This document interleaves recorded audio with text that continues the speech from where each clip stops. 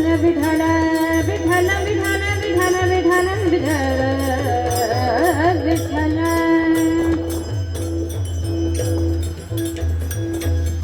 ज्वलंत उदाहरण माईबापा समोर आहे. ठीक आहे ना. नुसती लाईट गेली हो, लाईट गेली तर कीर्तन थांबलं. महाराजांनी बोलायला सुद्धा सुरुवात केली नाही. येऊ द्या लाईट, तेव्हा आपण बोलू. आम्ही सुद्धा लाईटची वाट बघितली महाराज. नुसती लाईट गेली तर ही अवस्था. त्या आईनं माईबापू एक मुलगा गमावलाय, तो परत येणार नाही. लाईट आता 2 तास नाही आली तर 2 वाजता 3 वाजता तरी माघारी येईल का? आम्ही वाट बघू, लाईट येणार. परंतु आमचा सूरज दादा मात्र परत माघारी येणार नाही. मग एक व्यक्ती ज्यावेळी आयुष्यातनं जाते ना, त्यावेळी तो पडलेला खळगा कुठं भरून काढायचा आणि ती जागा माईबाप कुठं भरून काढायची. म्हणून मनुष्य जन्म असा आहे, जोपर्यंत मनुष्य जिवंत आहे तोपर्यंत त्याची किंमत करायला शिका, त्याला माईबाप आदर द्यायला शिका. आणि या दादाला जाऊन 4 वर्ष झाली तरी सुद्धा माईबाप एवढा समाज दादांच्या पुण्यस्मरणाला येतोय. हीच माईबाप त्यांची किमया आहे आणि हेच त्यांचं खरं जीवन आहे. विठ्ठल विठ्ठल विठ्ठल.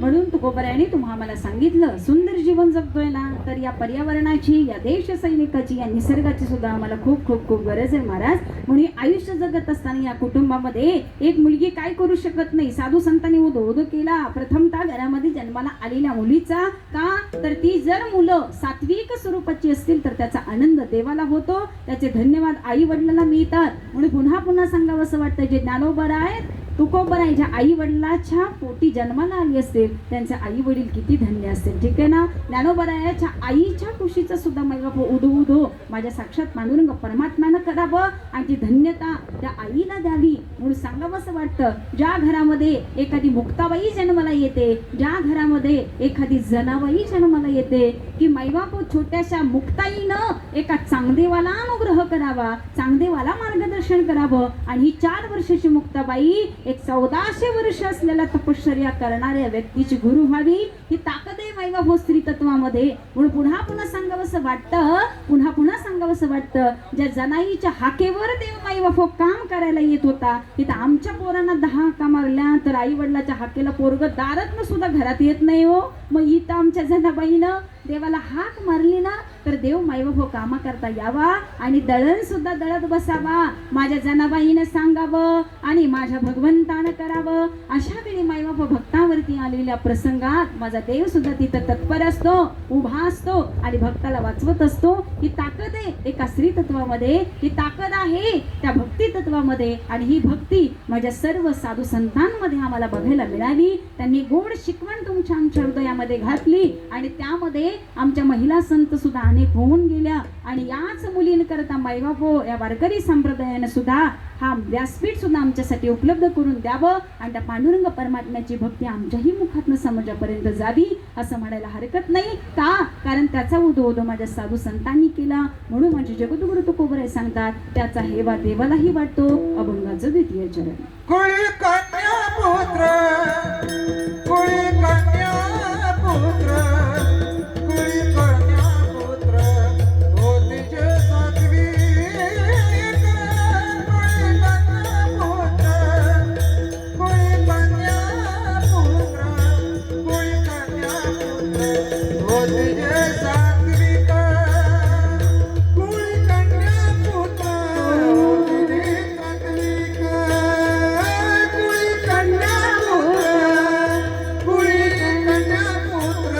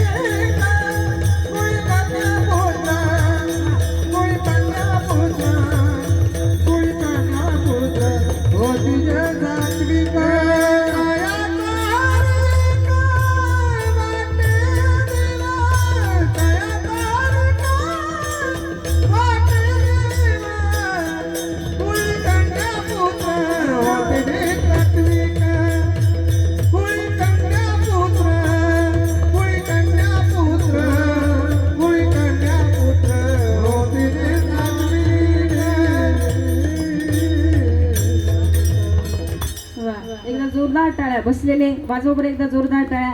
ह्या टाळ्या फक्त आमच्या गायक मंडळी आणि मृदंगाचार्यांसाठी आहेत बरं का. सुंदर असं विवेचन करत असताना माझ्या पांडुरंग परमात्म्याला सुद्धा कीर्तनामध्ये आनंद येतो.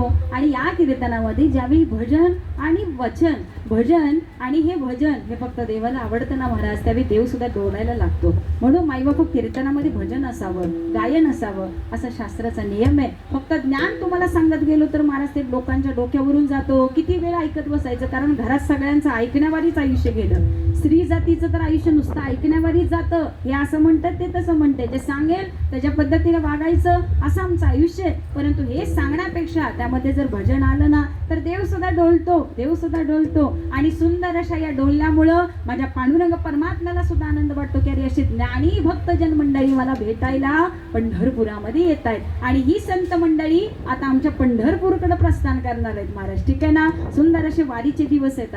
आता वारीची सुंदर अशी माईबाप दिंडीची तयारी आमच्या वारकरी संप्रदायामध्ये सुरू झालेली आहे. आणि लंडन वरून तर एक वारी निघालेली सुद्धा आहे. तिकडून ती एवढी नाम घोषात गजरात पांडुरंग परमात्मा तिथोपर्यंत पोहोचावा आणि तिथून ती मंडळी पंढरपूरला यावेत. हा महिमा आहे मायबापा माझ्या पांडुरंग परमात्म्याचा. म्हणून पुन्हा पुन्हा सांगावं असं वाटतं, आनंद घ्या, जीवनाचा आनंद घ्या. मग हा आनंद कशामध्ये आहे मारबाब, ठीक आहे ना. मग हे आनंद घेत असताना आम्हाला नामस्मरण मात्र करावं लागेल. आणि या वारीमध्ये आम्हाला त्याच नामाचा आनंद घ्यायचा आहे. म्हणून तुम्ही पंढरीला जा. एकदा जन्माला आला ना तर एकदा तरी तुम्ही पंढरपूर बघाच. म्हणून पुन्हा पुन्हा सांगावं असं वाटतं, पंढरीची दारे आल्या ना संसारा, पंढरीची दारे आल्या ना संसारा, पंढरीची दारे आल्या ना संसारा, पंढरीची दारे आल्या ना संसारा.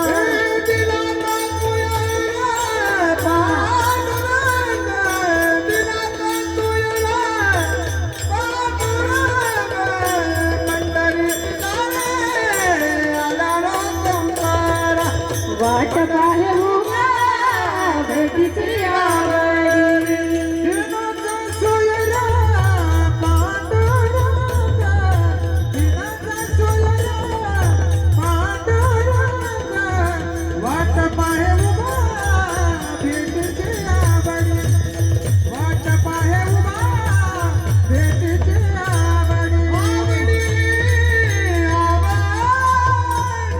क्या बात आहे. वा पंढरी सिजारे आल्यारो संसारा, दिनाचा सुयरा पांडुरंग. आमचा जर कोण दीन माय बाप असेल, सगळा सोयरा असेल तर तो पांडुरंग परमात्मा आहे. आणि त्याच वडिलांच्या भेटी करता आता सगळी भक्त मंडळी माईबापू पंढरपूरला प्रस्थान करणार आहेत. ज्यावेळी तुम्ही तिथं जाल ना त्यावेळी हरिपाठाचा आनंद काय वेगळा आहे, कीर्तनाचा आनंद घ्यायचा, खाण्याचा आनंद घ्यायचा, बोलण्याचा आनंद घ्यायचा. परंतु बोलणं फक्त परमार्थावर असावं महाराज, ठीक आहे ना. त्यामुळे आम्ही दिंडीत जातो त्यावेळी आमचे काही नियम आम्हाला माहिती असावे, ठीक आहे ना. जेवायला बसलं की मौन करूनच माईबापू जेवायला बसावं. आज दिंडीमध्ये गेलो की आमचा सगळा संसारच तिथं चाललेला असतो. मग त्यापेक्षा खटावमध्ये बसूनच आम्ही इथून नमस्कार करू शकतो ना महाराज. दिंडीला जायची सुद्धा काही गरज नाही, ठीक आहे ना. म्हणून पुन्हा पुन्हा सांगावं असं वाटतं, ज्यावेळी माझ्या ज्ञानोबा तुकोबरायांचा गजर चालू होता ना त्यावेळी हाताने टाळी वाजलीच पाहिजे आणि माऊलींचा गजर हा झालाच पाहिजे. त्यामुळे इथं बसलेले वारीत किती जण जातील मला माहिती नाही. कोण कोण जाणार वारीला? खटावकर आपल्याकडे बऱ्याच दिंड्या, ठीक आहे ना. परंतु माहिती नाही कोण जाईल कोण नाही. त्यामुळं प्रेमानं सगळ्यांनी हाताने टाळी वाजवा बरं. जरा हात दाखवा बसलेले सगळे पुरुष मंडळी. वाजवा म्हणलंच नाही मी, फक्त दाखवा. हात आहेत का बघू, हात आहेत का वर करा. वा, ते नामस्मरण फक्त सूरज दादा करता असणार आहे बरं का. मला काही फायदा नाही याचा. चला हात वर करा बघू, दाखवा. हलवा बरं हात, हलवा ना, हलवा हलवा, वाजवू नका. नाही वाजवायला सांगितलं, ठीक आहे ना. आता मी पुढं म्हणेन तुम्ही पाठीमागं बोलायचं. बघू कुणाला तोंड आहे कुणाला आवाज आहे. ज्ञानोबा राया माझ्या तुकोबा राया.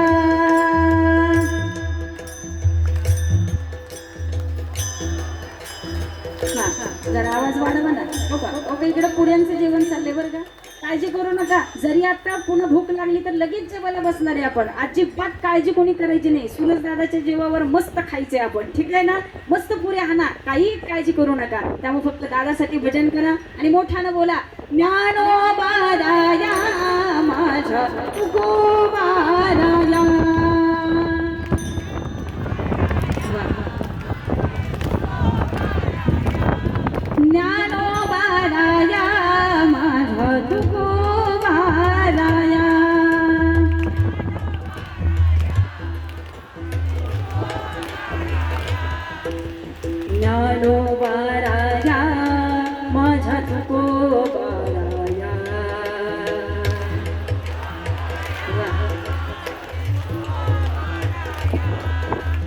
ज्ञानोबा राया माझा तुकोबा राया.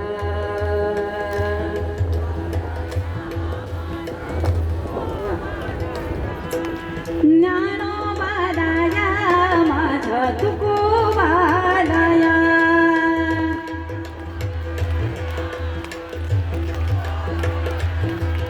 ज्ञानोबा राया माझा तुकोबा राया.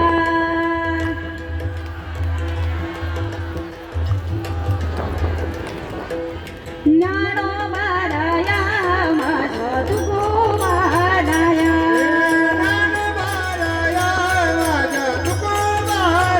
ओ ज्ञानोबा राया माझा तुकोबा राया.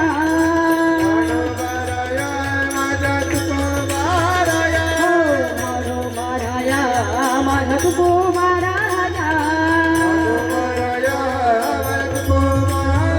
हे ज्ञानोबा राया माझा तुकोबा राया. हो ज्ञानोबा राया माझा तुकोबा राया. ज्ञानोबा माऊली ज्ञानोबा ज्ञानोबा ज्ञानोबा ज्ञानोबा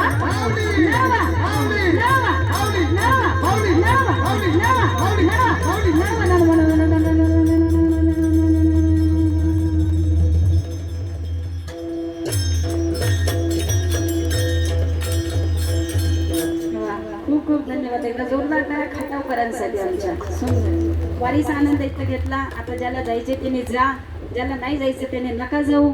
आता मी ते बघायला येणार नाही, परंतु ही वारी आणि ही दिंडी फक्त आमच्या सूरजदादासाठी मंडपात करून घेतली आणि हे नामस्मरण आमच्या सूरजदादाला समर्पित करूयात.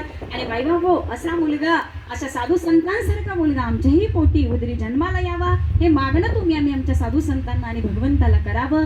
एवढाच मायबाबो गोड उद्देश माझ्या तुकोबरायांनी सुद्धा इथं द्यावा. कारण त्या आई वडिलांनी त्या बाळाला घडवावं. माझ्या शिवाजी राजांचं मायबाबो जीवन बघितलं ना तर त्याच्या मागं अपाट कष्ट त्या आईचे आहेत महाराज. आज जिजाऊ मातांनी जर घडवलं नसतं तर कदाचित आम्हाला तो राजा सुद्धा मिळाला नसता आणि त्या राजाचा उदो उदो करत आमचे शिवप्रेमी भक्त सुद्धा तयार झाले नसते. ठीक आहे, नसते जयंती पुरते का होईना, परंतु भक्त मात्र जागे होत आहे. परंतु माझ्या राजाने जे जीवन जगलं ते जीवन जगण्याचा प्रयत्न आम्ही कितपत करतो याचाही विचार करणं अत्यंत गरजेचं आहे. म्हणून महाराज माझ्या तुकोबरायांनी सांगावं, ज्या घरामध्ये रात्रंदिवस मायबाप भजन आणि संकीर्तन चालू आहे तिथं मायबाप माझा वास आहेच आहे. कारण साक्षात पांडुरंग परमात्मा तिथं डोबतो आहे. म्हणून सांगावं असं वाटतं, त्या गीता आणि भागवताचं श्रवण इतकं मनापासून करा.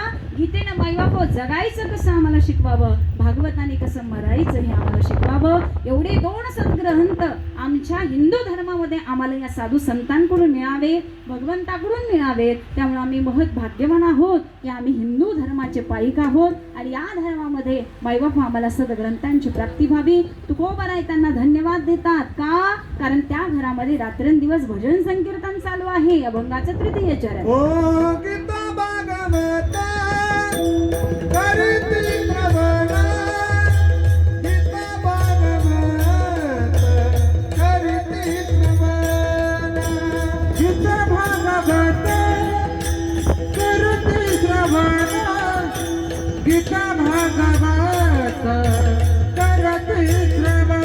ओ गीता भागवत करती श्रवण, गीता भागवत करती श्रवण, गीता भागवत करती श्रवण, गीता भागवत करती श्रवण.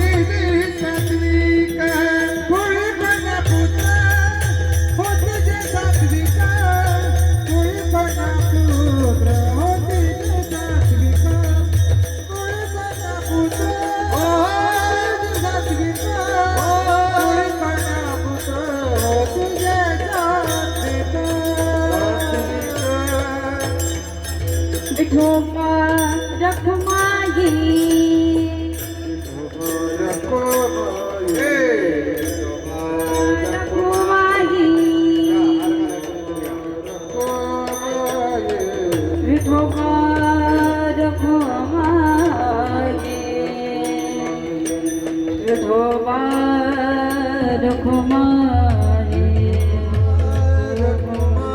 विठोबा रखुमाई विठो बडो बडो बडो बडो बडो रखुमाई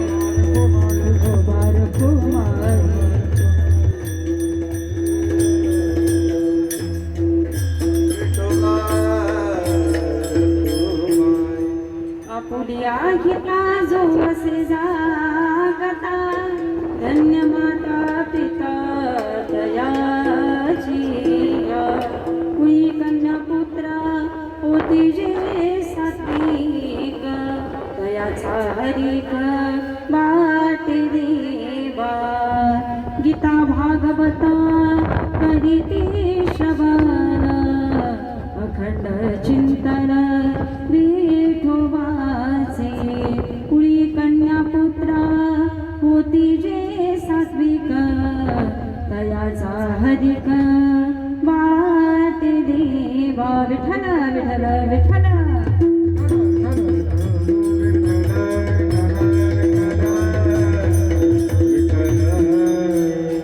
सुंदर असं तुकोबऱ्याने तुम्हा मला जीवन कसं जगावं याच्यावरती सुंदर उद्बोध करून दिला महाराज. ठीक आहे ना. या मंडपामध्ये असंख्य मंडळी माझ्या समोर उभा आहे. तुम्ही आम्ही सगळेजण जीवन जगतोय महाराज, परंतु कुणालाही माहिती नाही जीवन कसं जगायचं हे आम्ही ठरवू शकतो. छान जगायचं का उगीच आपलं गरीबासारखं जगायचं, आनंदात जगायचं का उगीच दुःखात जगायचं, हे तुमच्या आमच्या हातामध्ये आहे. परंतु मायबापू तुमचा आमचा मृत्यू मात्र तुम्हा आम्हाला माहिती नाही. त्यामुळे प्रत्येकाला मायबापू या गोष्टीचा विचार करावा लागेल की आपलं आयुष्य कसं जगलो आणि पाठीमागं आम्ही काय ठेवून गेलो याचा विचार प्रत्येकाने करावा. कारण तुकोबराय सांगतात तुम्ही जीवन कसं जगताना आणि तुम्ही कसं राहिला ना हे जिवंत असेल त्यावेळी समजत नाही का, कारण त्यावेळी समाज आम्हाला त्याचं प्रत्युत्तर देत नाही. परंतु ज्यावेळी ती व्यक्ती आमचा हा देह सोडून निघून जाते ना त्यावेळी त्या व्यक्तीबद्दल असलेला कळवळा हा नंतर समाज गौगवा करत असतो. म्हणून महाराज शास्त्र सांगतो तुकोबराय सांगतात मायबाप जीवन असं जगा की मेल्यानंतर सुद्धा आपली कीर्ती पाठीमागे राहता आली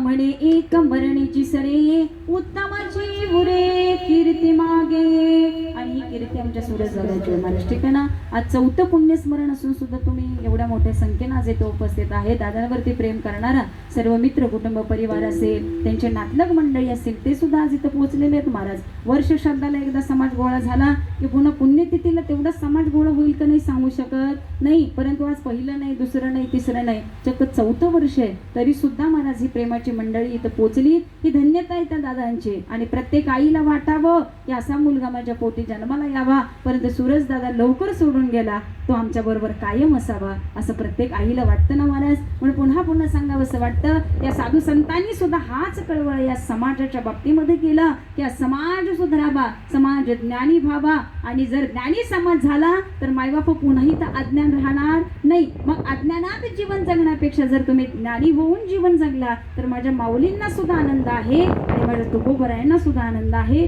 म्हणून तुकोबराय ज्ञानोबराय तुम्हाला जे शिकवतात ना तसं आपलं जीवन असावं. तुकोबरायांनी एवढंच काय महाराज, नामाला लागा, मायबाप जपाला लागा, आयुष्याची सार्थकता करा. तुकोबरायांनी हात सुद्धा जोडले समाजा पुढं की अरे बाबा तुम्हाला हात जोडतो, परंतु तुम्ही फक्त काय करा, करताळी बोला, मुखी नावा. या मुखाने फक्त नामस्मरण करावं आणि हाताने टाळी वाजवावे महाराज. एवढीच एक विनंती माझ्या साधू संतांची आहे. आणि या देशसेवकाची विनंती आम्हाला एकच असणार आहे महाराज. ठीक आहे ना.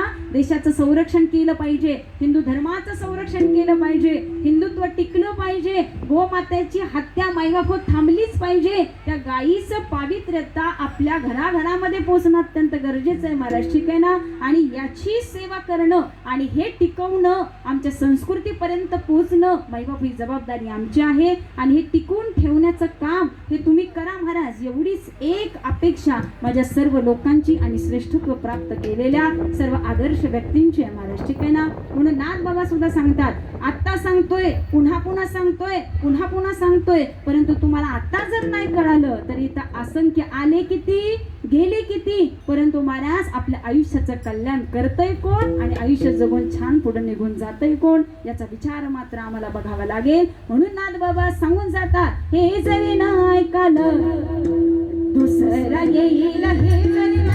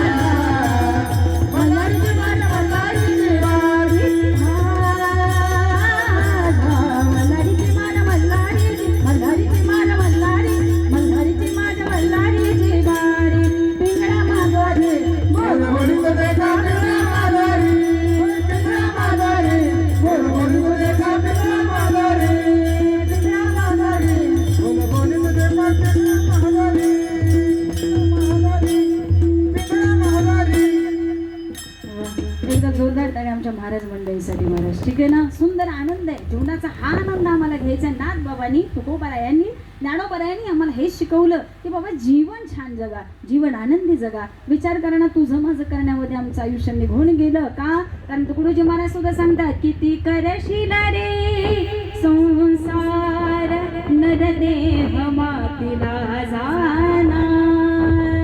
ठीक आहे ना.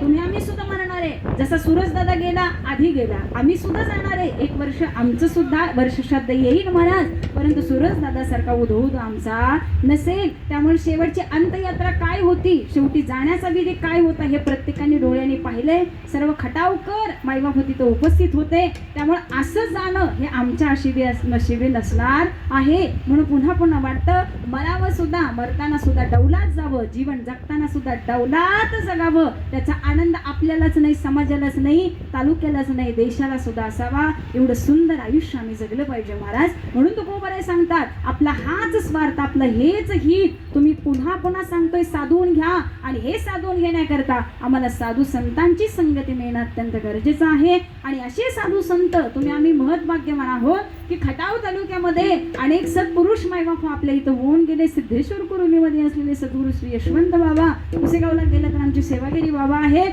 मायबाप गोंदवलेला गेला तर आमचे ब्रह्मचैतन्य गोंदवलेकर महाराज आहेत. किती नशिबवान आहे आम्ही की आमच्या चौभोवताली सगळी संत मंडळी आहेत, ईश्वर स्वरूप मंडळी आहेत. व तुमच्या आमच्याकडे तर किती परमार्थ असला पाहिजे. ठीक आहे ना. आम्ही कीर्तनालाच बसेल तेव्हा हातात टाळी आणि कधीतरी विठ्ठल नांदते, पण महाराज ओरडू ओरडू सांगते त्यावेळी महाराज विठ्ठल विठ्ठल आम्ही म्हणतो. आमचं आयुष्य गेलं प्रपंचामध्ये, त्या मेकअपमध्ये, त्या साडीमध्ये, त्या दागदागिन्यामध्ये, मुलाबाळामध्ये. तू म्हणशील बायका पोरा हे तुझ्या मागचे सोरा, मेल्यावर ते खपरा फोडतील तुझ्याच डोक्यावर. तू म्हणशील घरदारा हे इथेच राहील सारा, मेल्यावर ते आपले घर गावाच्या बाहेर. ही सत्य परिस्थिती आहे महाराज. ठीक आहे ना. म्हणून आता जागे व्हा आणि एकच काम करा, ऐक मानवा भाई तू राम नाम घेई, नरासारखा नर जन्माला आला संसारा, आला संसारा. घे घे घे हरिनाम घे, माया सारी सोडून दे, हात लावणी नशिबाला करतो झाई घाई. या संसारा पायी, या संसारा पायी.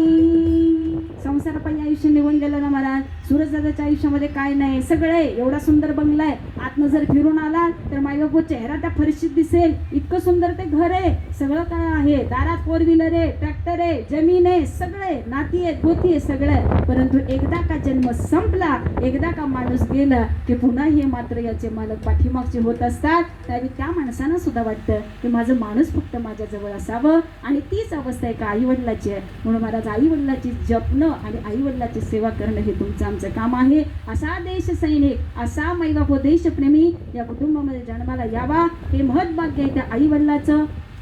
म्हणून तुकोबाराय सांगतात की ज्या कुटुंबामध्ये अशी व्यक्ती जन्माला येते, ज्या कुटुंबात सतत नामस्मरण चालू असतं, ज्या कुटुंबामध्ये सुंदर परमार्थ चालत असतो, अशांची सेवा मला आयुष्यभर करायला मिळावी. भगवानाचं शेवटचं चरण. तुका मन माझा गणपती सेवा, तुका मन माझा गणपती सेवा, तुका मन माझा गणपती सेवा, तुका मन माझा गणपती सेवा.